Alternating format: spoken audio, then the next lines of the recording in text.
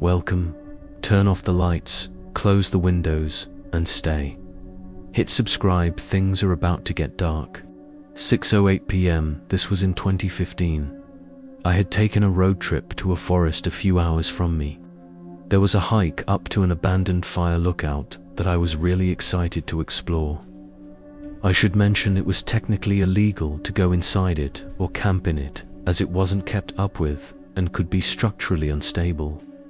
I'd done some research online though, and most people said that it seemed okay, but the last post I could find about it was 3 years ago, so I really didn't know what I'd find when I got up there.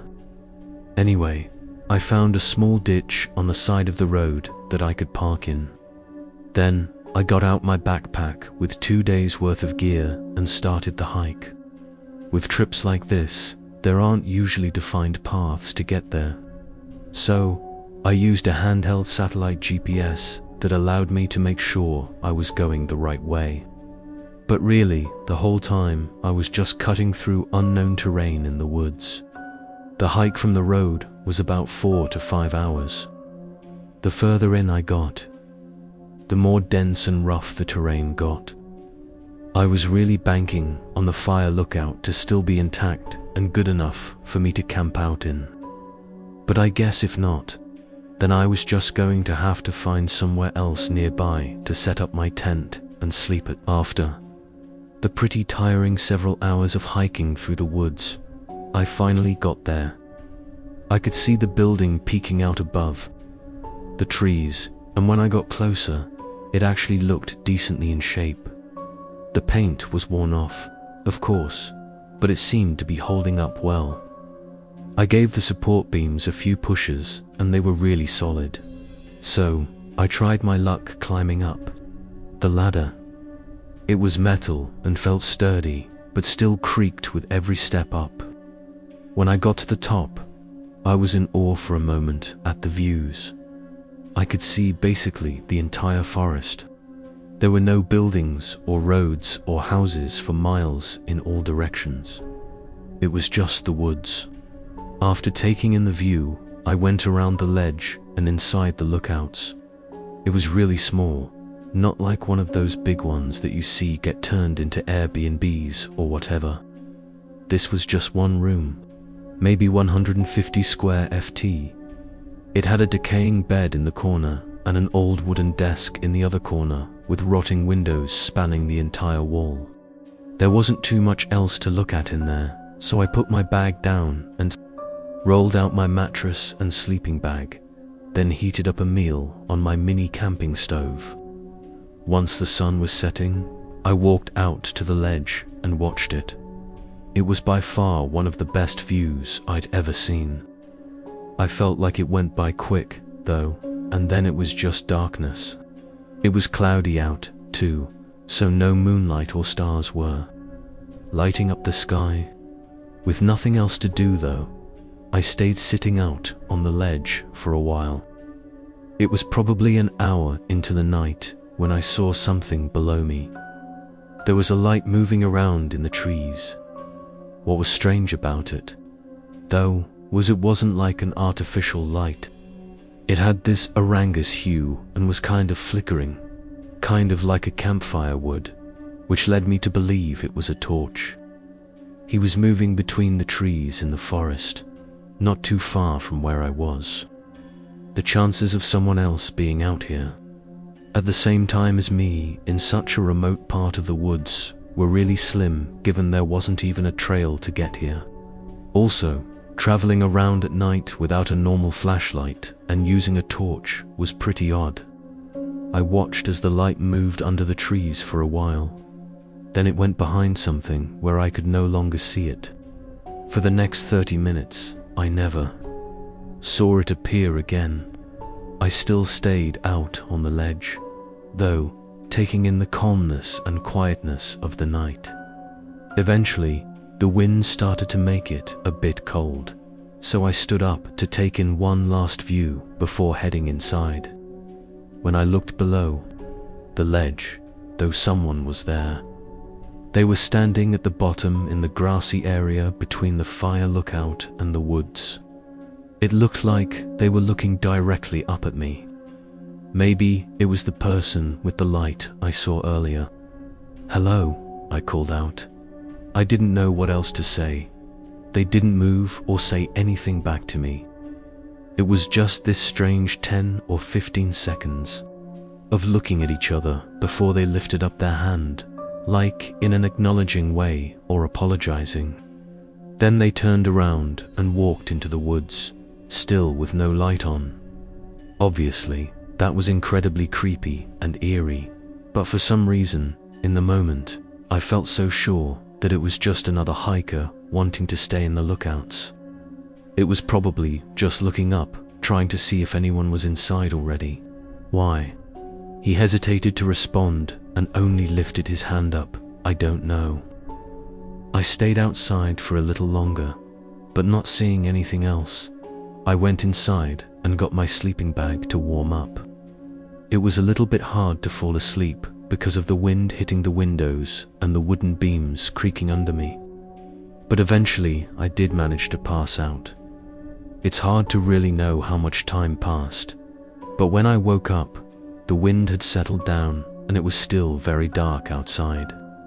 I opened my eyes, wondering why I was suddenly awake, but then I heard a familiar sound, the soft metal creak of the ladder outside. I sat up, thinking I must be mistaken, but then I heard it again and again. Someone was climbing up the ladder. I couldn't tell how far up or down they were. I could just hear the hinges at the top of the ladder creak with every step up they took.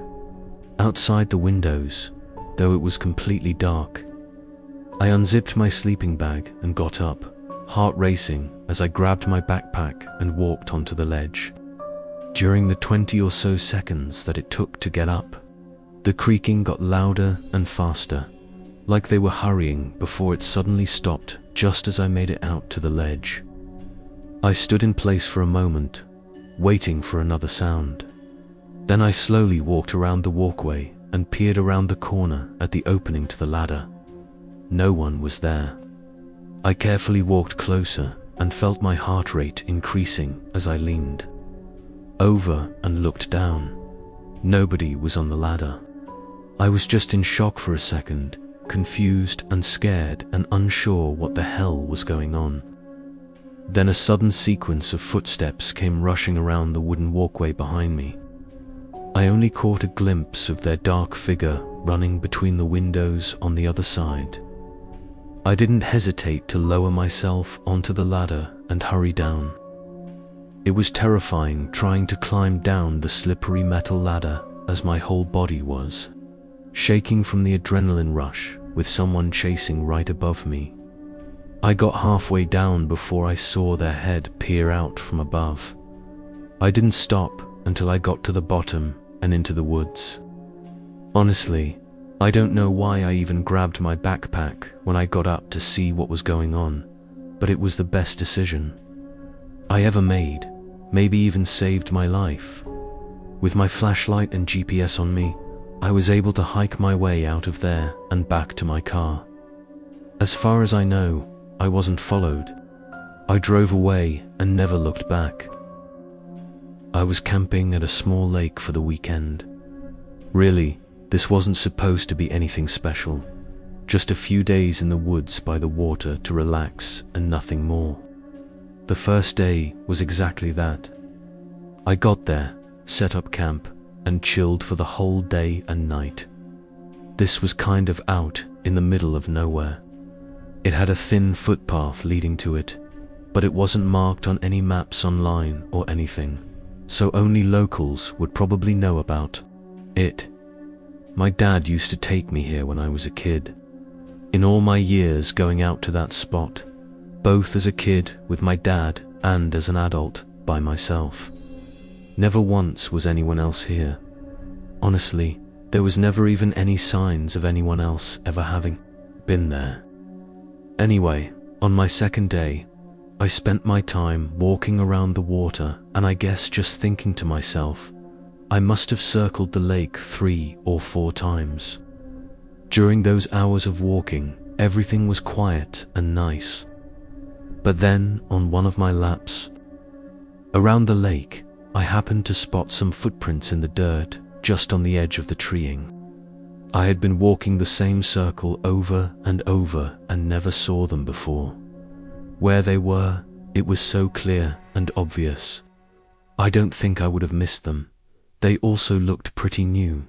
And what was really strange was not only that the footprints meant somebody else was out here, but that they were literal footprints, like barefoot, not shoe prints. The part of the lake I was at didn't even have any easy access to the water, so it's not like they took their boots off before going for a swim. Not to mention, I would have seen them in the lake. Seeing this really creeped me out for some reason. Why didn't I see them nearby while I was walking round? Were they watching me and didn't want me to see them? It was hard not to get paranoid about it. From what I was able to see, it looked like the footprints went up to the treeing, looking out at the lake, then right back into the woods where it seemed to go straight back for a while. I didn't want to follow them into that unknown territory of the forest, so I just walked back to my campsite. I kept looking out to the lake, or I guess the tree line around the lake, seeing if anyone was out there.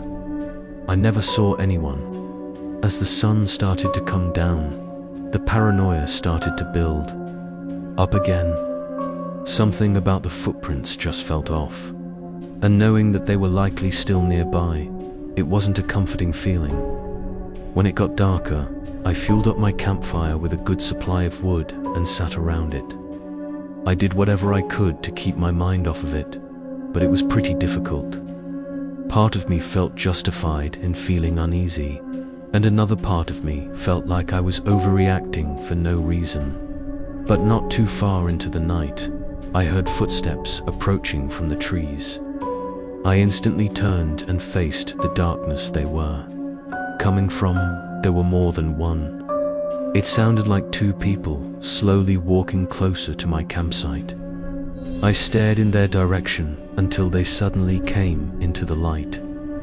It was a man and a woman walking next to each other and stopping just at the edge of where the light from the fire could reach. I couldn't see much of their faces or really anything more than their basic shape. I couldn't even tell how old or young they were. "Can I help you?" As soon as I said that, the woman turned and sprinted back into the woods, completely disappearing. But the man stayed where he was. He didn't move or even look back at the woman. It was about then that I looked down and realized he wasn't wearing any shoes. These were definitely the ones who were out by the lake. I asked again if I could help him, but then he too turned around and quietly walked back into the woods. I pretty much had an internal freakout after that. That was the most unsettling and strange encounter I'd ever had, almost not even feeling real. I didn't want to be in those woods for another second. I immediately started to pack my things. I'm not the kind of person to stick around when things get sketchy.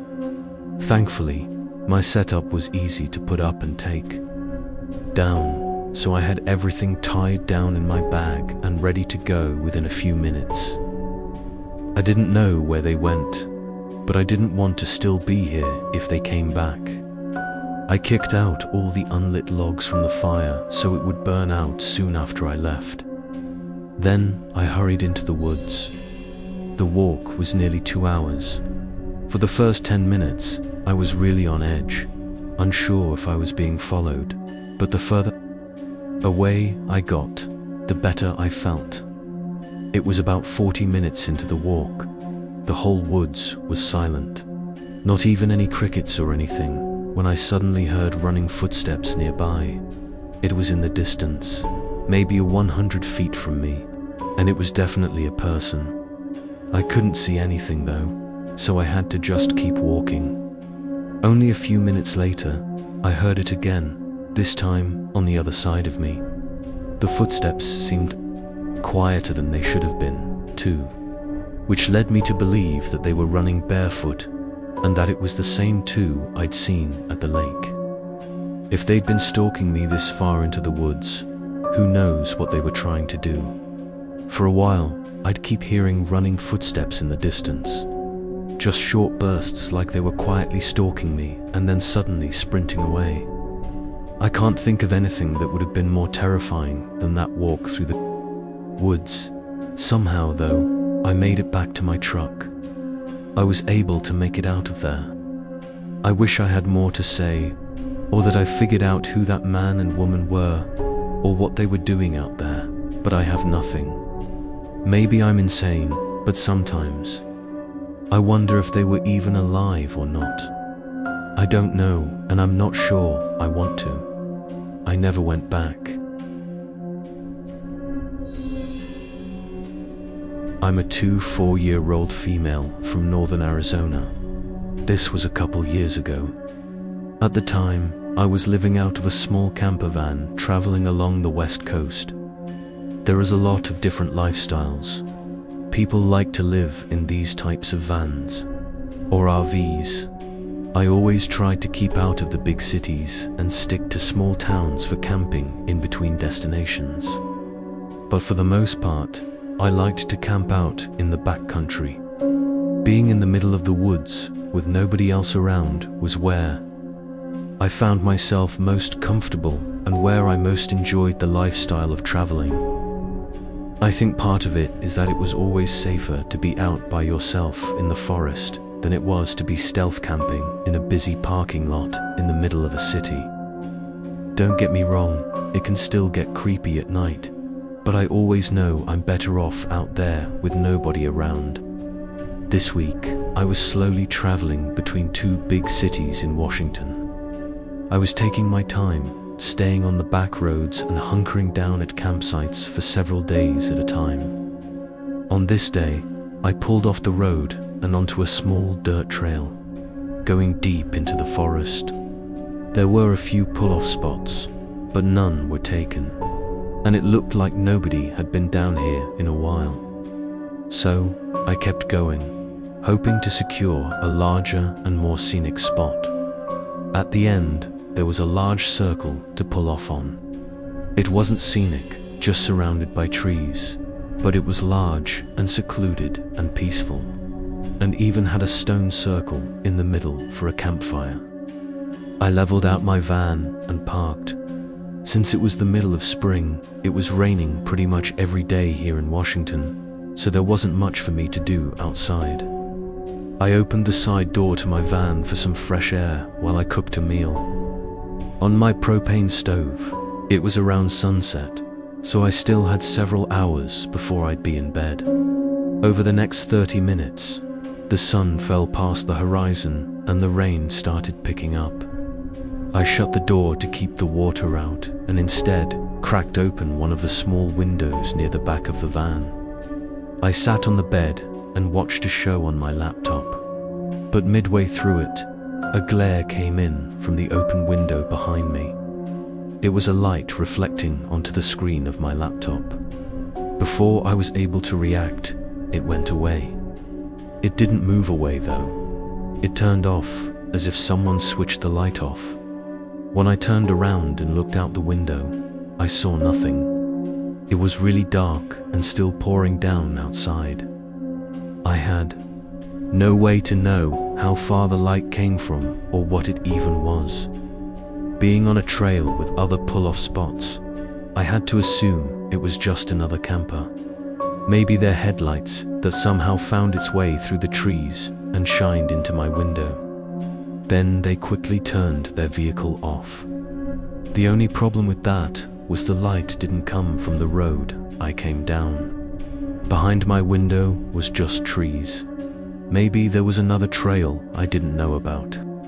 There wasn't much investigating I could do anyway, so I turned back around and went back on my laptop. Occasionally, I'd check out the windows or think I'd heard something outside, but with the rain clanking against the metal roof, it wasn't clear if I was actually hearing something or not.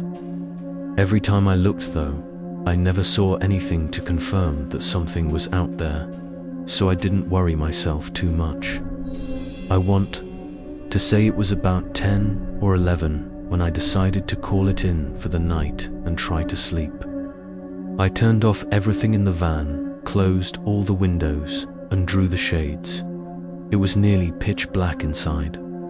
I got under the covers and tried to sleep. Usually, I didn't have much trouble at all, but tonight I just couldn't manage to fall asleep.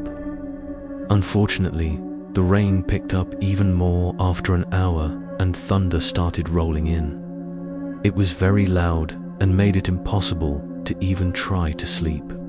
About 2 hours into the night, and through all the harsh rain and thunder, I swear I heard something move outside. It was just loud enough for me to know I really heard something. It sounded like someone or something running and kicking over a branch on the ground somewhere just outside of my van. As soon as I heard it, there were no other sounds. It was so dark I couldn't even see the ground beneath the window. The longer I looked out there, the more uneasy I felt. I just had this feeling like someone else was looking back at me. I put the window cover back down. I sat there and tried to tell myself I was overreacting, but only a minute later, I heard a voice. It was a male voice, kind of in a loud whisper, like they were talking to someone else. I sat in silence, too scared to open the covers and look out the windows again, knowing they'd probably see me if they hadn't already. However, they likely already could assume someone was in the van, which makes it all the more terrifying. There was a good 2 or 3 minutes where I didn't hear anything aside from the rain and thunder before there was suddenly something outside the sliding side door to the van. It sounded like bending plastic, like someone was leaning against the side door. Then there was a knock. A few seconds later, they knocked again. Even though I was sure they knew I was in here already, I still was too scared to speak. Maybe they weren't sure how many people were inside, or if I was a man or a woman. So, I felt safer not giving them anything and just staying quiet. A very disturbing and anxious 5 minutes went by as the knocking continued every few seconds without anyone saying anything. They had to be drenched by now and probably couldn't see at all through this weather. But then they finally said something. "Sheriff's Department, open up." What? I didn't believe that for a second. If it were true, why wouldn't they have said that from the beginning? They continued knocking and calling out different lines, all basically stating that they were an officer and I needed to open the door. This seemed like a desperate attempt to get me to open up without violence. I slowly lifted the window cover and looked out. All I could see was a dark figure moving near the door, but from the shape of it, it didn't look like he had any sort of law enforcement gear on. So I was sure this was about to get really bad. I debated in my head what to do for 30 seconds, as it felt like the knocking got more and more impatient before I decided to risk getting into the driver's seat and trying to drive away. As soon as I went up there and turned the car on, I heard 2 sets of footsteps running up to the side of the van. I began pulling out just as a figure appeared in the window next to me. Thank God the van didn't get stuck and I was able to get out onto the trail. As I drove away, I never saw any other vehicle down the road, which makes the intentions of these unknown people likely really disturbing. I put in a report with the county, who of course said no officers were out there that night, but I never got any follow-up. Things could have gotten really bad out there, but I haven't had anything else happen since then.